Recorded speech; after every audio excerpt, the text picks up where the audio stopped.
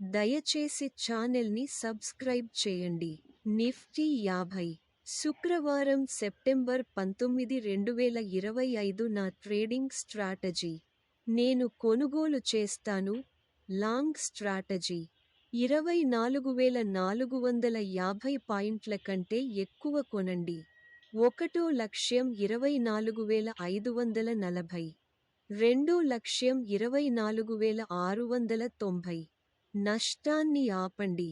24,420. నేను అమ్ముతాను. Short strategy.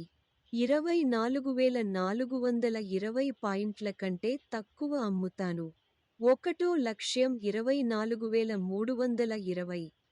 2,24,250.